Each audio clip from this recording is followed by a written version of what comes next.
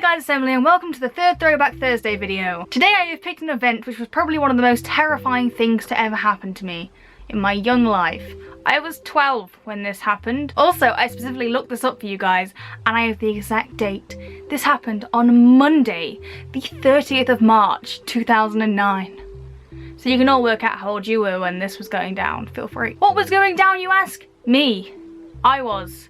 Not in that sense. On the Friday before, I found out some information. That information was that a good portion of the year above me was gunning for me because I apparently said something that I don't remember ever saying. If you're wondering what I'm supposed to have said, I'm supposed to have called a girl a slag. Now you may be thinking this does not sound like something that should initiate an immediate face beating. However, this girl, who I apparently called a slag, was born with half a hip. So sometimes she'd be in a wheelchair or on crutches, and apparently calling a sometimes disabled girl a slag is against all the rules ever.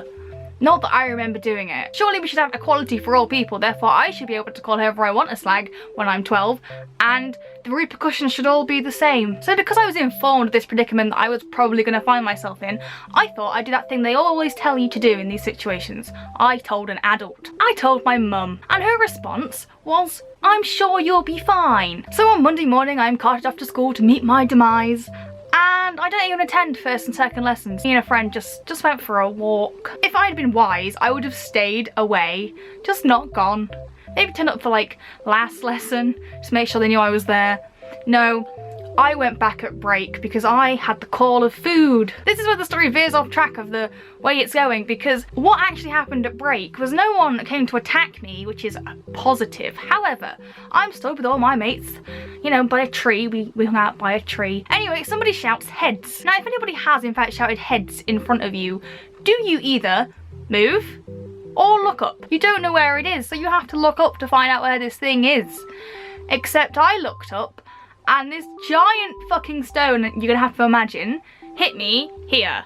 And I burst into tears. Not because it was hurting, I mean it hurt a fair amount, but I was also laughing, like I was just totally in shock. I'm gonna put a picture just here of me with my giant bruise that I got from that. It didn't go away for like a month. But third lesson was PE, which means I had a giant lump on my head and I couldn't do it, which is probably the best excuse to get hit by a stone, just saying. Lunchtime rolls around, everybody. I go out into the field. I had a friend with me, and she'd brought her other friend, who that day became one of my very good friends, just so we're clear. We just stood out there for a bit. Maybe 5 minutes, maybe 10 minutes, I don't know. All of a sudden, I had a swarm of people come over like this hill mound thing we have in our field. There was more than enough people. I remember it as being like 50. I don't know if there was 50.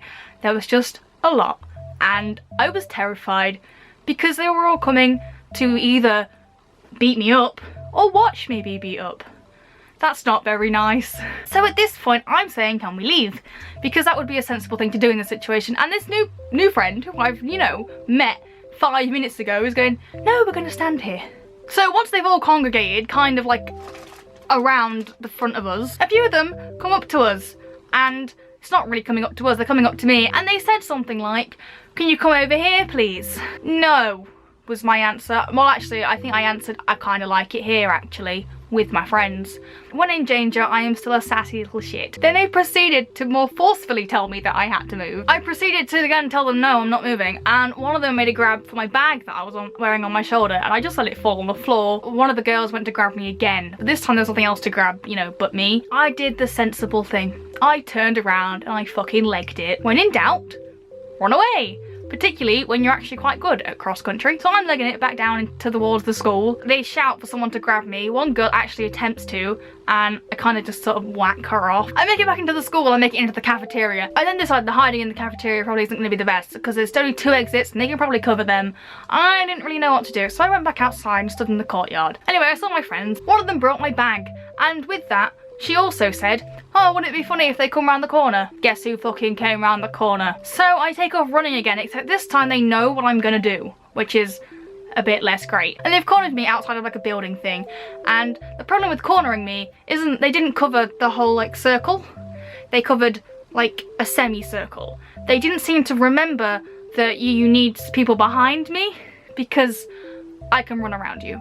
And just so we're clear, I ran around. I got into Ludlow toilets, and locked myself in, and there was some of the poor girl in there because they all came clattering in, like, which one is she in, which one is she in? And I got the police up on my phone, like I didn't have a plan, but I'd rather not drown in a toilet or like have my head kicked in. Like I was not feeling those two options. And then suddenly it goes dead quiet, like there was no sound at all, and then I just hear one of my friends going, Emily, you can come out now. Yeah, but can I? Are they holding you ransom?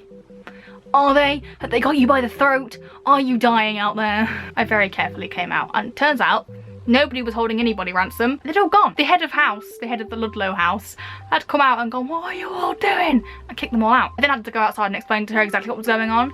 So she sat me in her office, and I got some grapes, and then my friends went to the cafeteria, and one of them got spat on, of which she does remind me quite often.